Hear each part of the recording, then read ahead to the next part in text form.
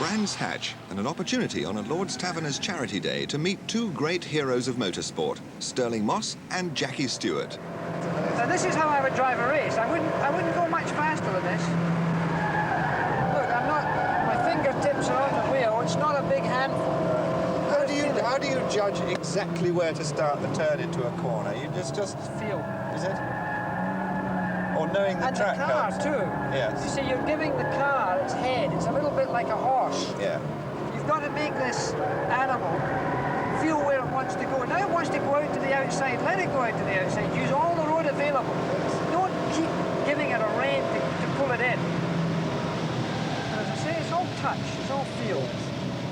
Yes, it's all happening very gently, I must say. The car is charging around like anything, but you're hardly touching the controls. Right, now if we stop now, maybe you get back in and have a drive. I'll try. Not quite so fast, if you don't mind. Very good, sir. I think there's much risk of that.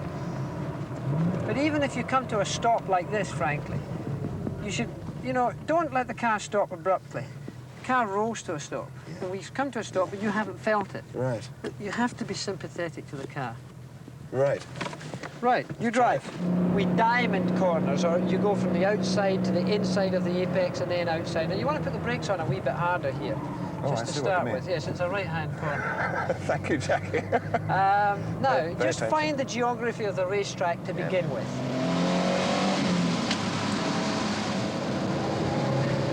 Now you're in the last lap of the British Grand Prix, you're leading the race, and you can't make mistakes. Somebody behind you, you can't make a mistake, but it's down to you.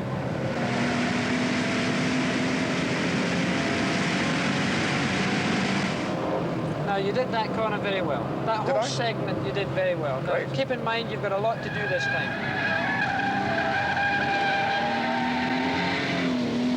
What's the secret of winning, of success in motorsport? I would say competitive spirit. I reckon that the whole thing, when you go into a thing, you've got to say, I know I can do it. You've got to have absolute confidence.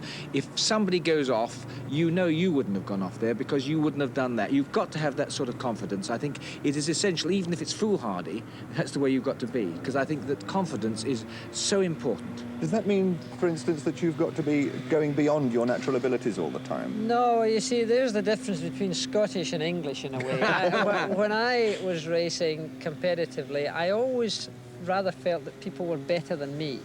And I never had quite as much confidence, in fact. But like every Scot, when they do well, they're awful pleased with themselves. But I think in my case, I think God has given us a talent to drive racing cars. It's what we have done with that talent after being given it that really has mattered. Mental attitude, concentration, after you've been given that gift. And I don't know whether you've got that gift, young man. I don't know either. We're going to know that I'm looking shortly, forward to probably. finding out. No, but let's be honest, you can make that gift. The best made driver in the world was Graham Hill. There was a man who had not got the Jimmy Clark talent. But, my God, he made himself world champion. He won Indy, won Monaco, everything. But he never had that talent, but he made himself into the great driver that he was. And I think this was because he had experience and concentration, as Jackie said, and I think he must have had confidence. Get more miles under your belt, get onto some loose surfaces as well. Yeah. That's much more forgiving, you see. You're going to be going at slower speeds, getting the car sideways. If you make a mistake in this Capri out there, drama. Really? Drama. Is that Because right? it's very fast. You're Yes. going very fast. You might be doing 110 miles an hour going into Paddock Bend and you get it all wrong. It's an awful big barrier on the outside. In a forest section, you might only be doing 60 or 70 miles an hour on a loose surface going sideways, and if you get it wrong, of course it can be a serious There are a impact. few trees around, Jackie. There don't are forget. trees, but you've got your seatbelts on, you've got your helmet on, you've got Roger Clark to bounce off. There's all sorts of benefits. More navigation, and the Army have their own way of teaching it. My mission, to navigate a twisting course at 100 miles an hour, only 10 feet off the ground. My skipper, rally enthusiast, Regimental Sergeant Major Norman Osmond. We're going to start at the long barrow here. Yeah, it's just a little bump in the middle of the field. Immediately behind it are the high tension cables. Yes. So just to summarise, we can do this low level. I think once you've completed it, if you're still looking reasonably pink, you'll be convinced that when you go on your rally, that's far too easy, because the bumps on the road are going to be nothing like the bumps as you're going up and down these hills than me.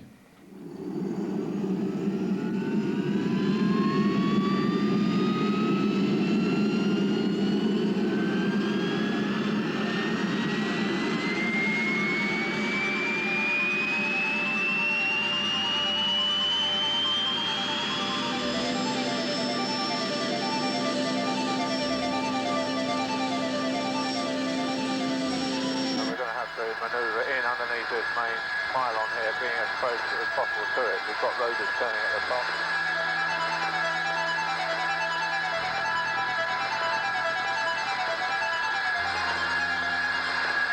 Good grief.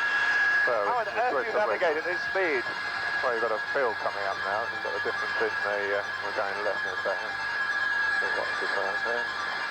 This really does seem a very fast way of learning map reading, is that right? Yes, it's a very beneficial skill, especially when you are under pressure.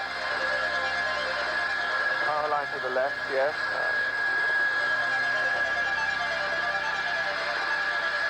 Oh, the main road in front of us. Oh, right. Well, that's a great help. I see a big main road, and there should be a power line somewhere. I can't see one.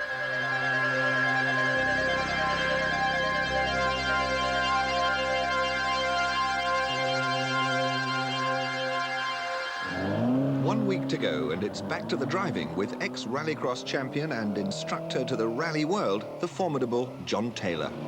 I've got the power working against the opposite lock all the time. And I can control where I put the car. I can bring it right in close to you, or I can let it go away, much further away, just by controlling the power against the steering. Right, now you have a go.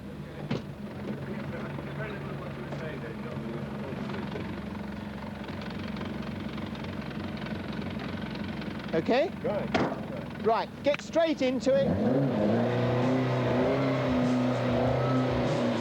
Come on, keep it going, keep it. That's good. Come on, but drive it forward. Don't kill the car, try and keep the car going forward. Drive it. Go on, keep it going. Go on, drive it. Keep it going, come on. Work at it, work at it.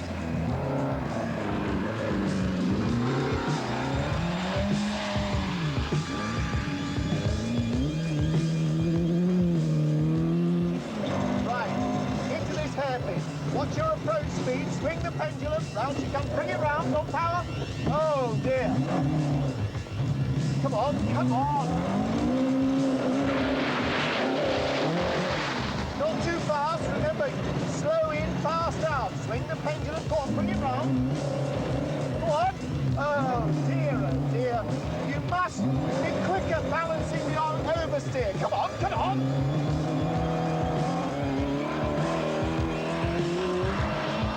Now let's get it right this time. Go on, swing it, drive it. That's better. Now let's give it right at this hairpin down here, please.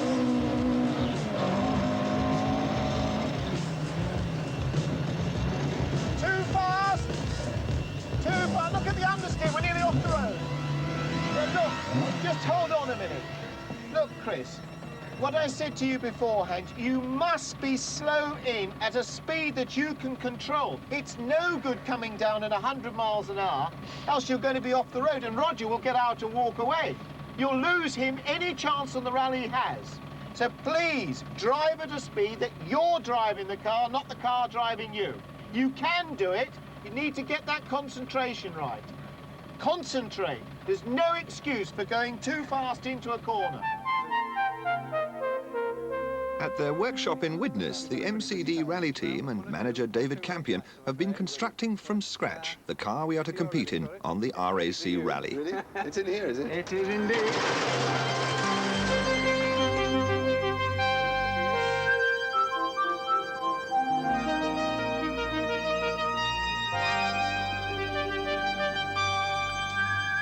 And it's only a Ford Escort. Still, the engineer who's prepared this wolf in sheep's clothing is Ray Sherratt. He'll also have the job of keeping it running for 4 punishing days. Your name is on the side with Roger Clark's. Also, you will see your blood group on there as well. Over here we have a computerised time system and also a distance record system. Integral roll cage, high tensile steel. That goes right round the car, that, does It's it? right round the whole car. The whole car is totally covered with this particular cage. You've got to remember that the vehicle is probably going to take a pounding that it's going to get in about 4 years over these particular 4 days, you know. It's going to take a terrible pounding, so it's got to be very strong. Yeah. We put the seat back as far as possible. That's very because nice of of you. your height. Thank you. Aircraft specification seat belts for your safety. Yeah. Over in the side here, we have a place for your helmets to be carried so as they don't get damaged. It's an expensive item. You just don't want a thing to go wrong on the event. Yeah. Your intercom system is up there, and of course you'll recognise this there. That's your I recognise one. that one, yes. That's our bit. That's your bit. Big Brother is watching us, yeah. This is obviously not the standard Escort engine. What is it? It's a Ford RS 1800 engine. It's very highly modified. 2-litre, 4-valve per cylinder, which is high compression, fuel injection. How powerful is it? About 260 horsepower. What does that mean in terms of the average family car? Average family saloon car, normal sort of Ford Escort, about 4.5 times the power of a Ford Escort. Right. So how many man-hours do you think go into the preparation of a rally car like this, from scratch? I'm talking in terms of one man about 2 months total time to Working full-time? A complete car, yeah. And it could all get written off on the first corner, I suppose, wouldn't it? That's the name of the game, unfortunately, yeah. Right, Chris, what's a little bit more paraphernalia for you? A lot more work. A little bit more work as well, I'm afraid, yes. Nomex underwear. Right. Nice new pair of Nomex racing overalls for you. Very smart. Your route instructions and service schedule. Yes. And 40-plus maps to put it all onto. The rally organisers issue the route details for co-drivers as late as possible so that the exacting business of marking the maps, drawing up service schedules and planning fuel, tyres and food becomes yet another race against time. The rally is going to allow a total of 8 hours sleep in 4 days. For a co-driver who hasn't had a lifetime of practice, it means a sleepless night just before the start. For me, the rally has already begun.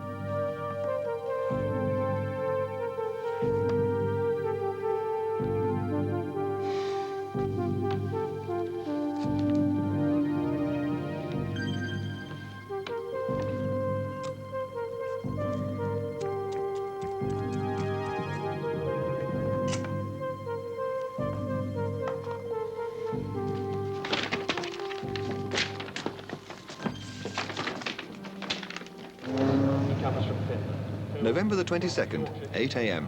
150 cars are lined up in Chester for the start of the RAC rally. Of the 300 drivers and co-drivers, one is in at the deep end. You'll lose him any chance in the rally he has. Roger will get out and walk away. You can do it. Concentrate. If you let him down, I wouldn't go for him to finish under an assumed name because you quite easily get lynched by some of the enthusiasts. Strange. Up to now, it seems painless enough. The start of a happy partnership. Perhaps my fears were unfounded. As long as he remembers, I've only been at it for 2 months. But why should he make allowances? Roger Clark is there to win. Coming up the line now, everybody's favourite, Roger Clark. Twice the winner of this event, Clark.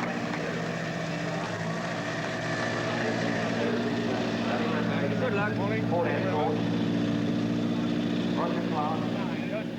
The cars are waved off from the official start at 1-minute intervals from one of the 250 synchronized electronic clocks. 5, 4, 3, 2, 1, go! Now we've got 1 hour and 40 minutes to drive 50 miles to the first timed stage, where the real spine-jarring business of rallying begins.